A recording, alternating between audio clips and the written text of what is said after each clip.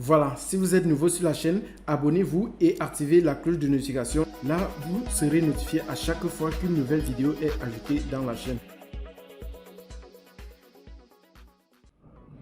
Ok, ici nous allons parler de quelques méthodes qui viennent avec les arrêts en JavaScript. Donc bien évidemment, nous avons déjà même précédemment utilisé certaines méthodes, donc on va les réitérer ici pour que vous puissiez mieux assimiler parce que en réalité, tout est un objet, donc un arrêt aussi permet d'accéder aux méthodes et par défaut, ça fait qu'ils deviennent comme des objets. Donc si nous on revient là et on dit un fruit et on dit par exemple on veut savoir à quel index, à quelle position se retrouve le fruit ananas, nous allons faire fruit.index of ananas. Voilà, donc il va nous retourner ici 1 sauf que on l'a pas affiché dans la console.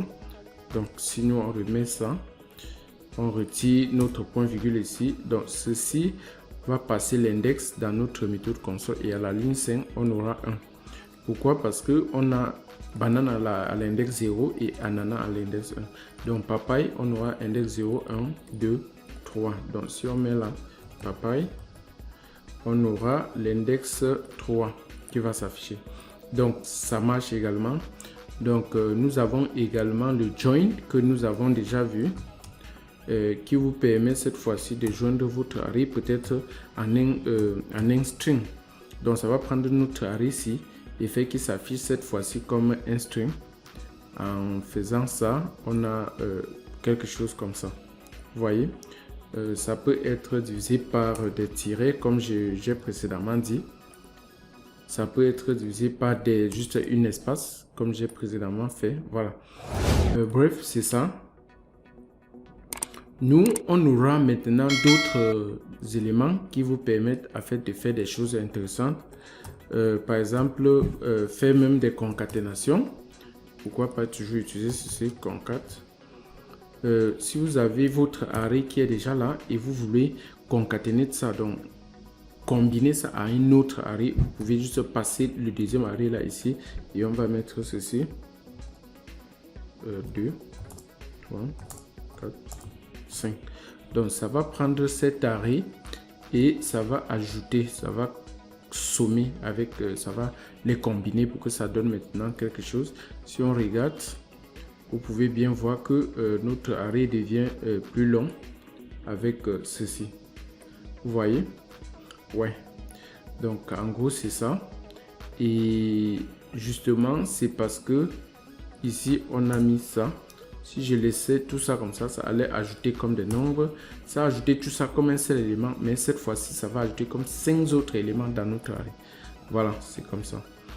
Donc, si vous voulez ajouter un autre élément ou plusieurs autres éléments en dernière position de votre array, vous n'avez qu'à mettre le nom de votre array et puis vous utilisez une méthode qui s'appelle push. Cette méthode peut prendre plusieurs éléments, comme par exemple haricot.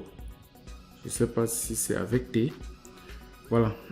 Là, si vous essayez d'afficher encore votre élément, votre array, vous allez voir qu'un élément vient d'être ajouté dessus et cet élément est en dernier après mangue. Donc vous voyez bien, après mangue, on a maintenant notre élément qui a été ajouté. Ça peut être une liste. Ici, Corosol. Voilà, je sais pas si c'est avec eux ou pas. Donc vous voyez au fur et à mesure ça ajoute. Donc là on vient en fait de toucher certaines méthodes. Cette fois-ci on va passer à une autre méthode qui s'appelle pop. Donc cette méthode pop ne prend pas d'argument et ça permet de récupérer le dernier élément de votre array. Donc si je mets la pop, ça va récupérer, ça va prendre le tout dernier élément et le tout dernier élément de notre array ici c'est mangue.